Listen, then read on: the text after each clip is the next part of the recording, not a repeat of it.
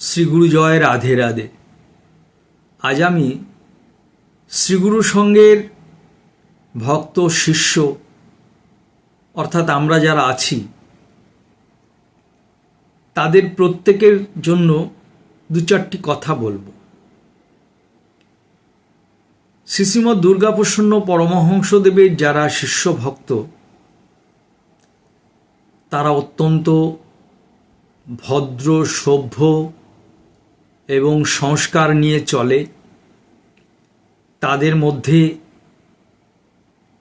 মানুষের পাশে দাঁড়ানোর একটা মানসিকতা থাকে, মানুষকে সেবা করার একটা মানসিকতা থাকে এবং শ্রীগুরু সংঘের যে মহান উদ্দেশ্য, শ্রী গুরুদেবের যে মহান উদ্দেশ্য একই। কারণ শ্রীগুরু সংঘ মানে গুরুদেব, গুরুদেব মানে শ্রীগুরু সংঘ।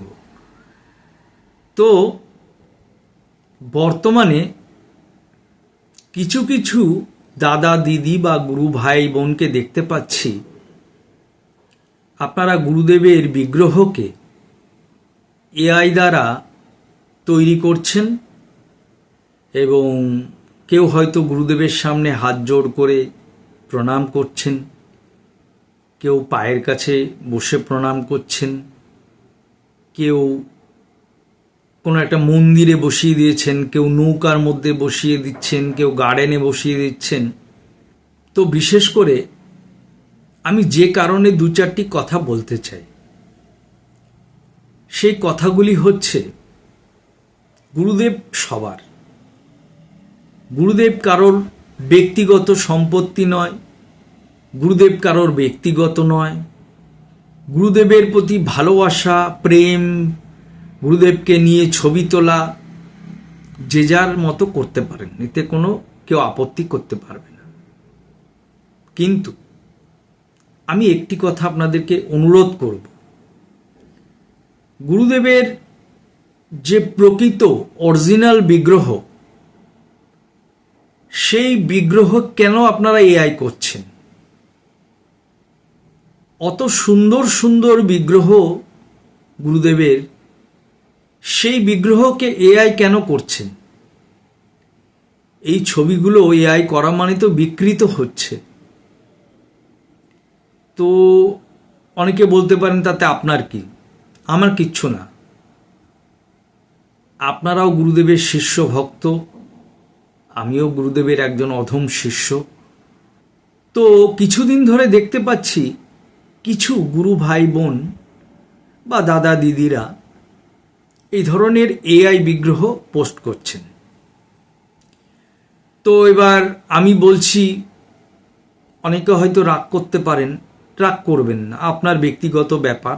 আমার মনে হয়েছে তাই আমি বললাম যে গুরুদেবের প্রকৃত যে বিগ্রহ সেই বিগ্রহকে যখনই এআই করছেন তখন তো সেই বিগ্রহটা বিকৃত হচ্ছে। কেন করছেন? সেটা কি শ্রীগুরু সংঘের পক্ষে ভালো হচ্ছে? কারণ গুরুদেবের অপূর্ব সমস্ত বিগ্রহ আছে, যে সমস্ত বিগ্রহ মন কেড়ে নেয়। গুরুদেবের চোখের দিকে তাকালে টাকা পয়সা, ধন দৌলত কিছুই ভালো লাগে না। যে সমস্ত দাদা দিদি গুরু ভাইরা গুরুদেবের চোখের দিকে তাকিয়ে কিছুক্ষণ বসেন, তারাই কিন্তু এই উপলব্ধিটা করতে পারবেন। আর যারা বসেননি এখনো পর্যন্ত তাদের কাছে অনুরোধ, গুরুদেবের যে প্রকৃত বিগ্রহ আছে সেই বিগ্রহের সামনে বসে নিজের চোখটাকে গুরুদেবের নয়নের যে মণি সেই মণিটাকে পয়েন্ট আউট করুন। তাকিয়ে থাকুন 5 মিনিট, দেখবেন মনে হবে যেন ওই বিগ্রহ থেকে চোখগুলো নড়ছে। তো সেই বিগ্রহকে রেখে এআই বিগ্রহ পোস্ট করতে হবে?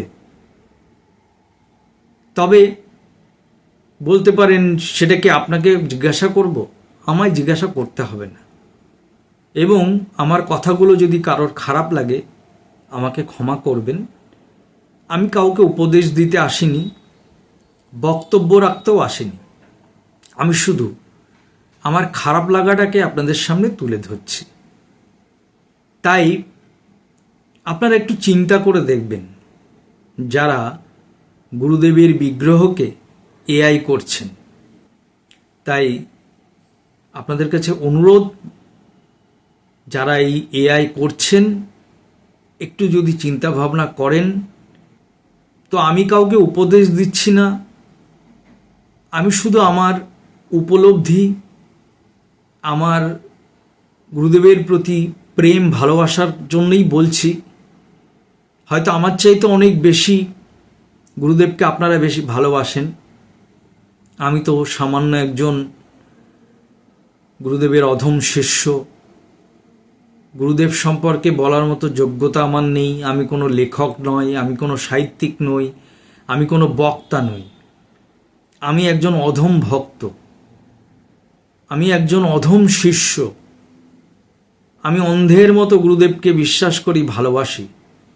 এই সংসার জীবনে আমার স্ত্রী আছে, ছেলে আছে, তাদেরকেও আমি ভালোবাসি, তাদের জন্যও দায়িত্ব পালন করি। কিন্তু আমার প্রকৃত ভালোবাসা আমার গুরুদেব। গুরুদেব আমার পিতা, গুরুদেব আমার মাতা, গুরুদেব আমার ভাই, গুরুদেব আমার বন্ধু। অর্থাৎ আমার হৃদয় শ্রী গুরুদেব। আমি সর্বদাই গুরুদেবকে স্মরণ করি, সর্বদাই গুরুদেবকে ভালোবাসি। আমার একটাই ধ্যান জ্ঞান, আমার গুরুদেব।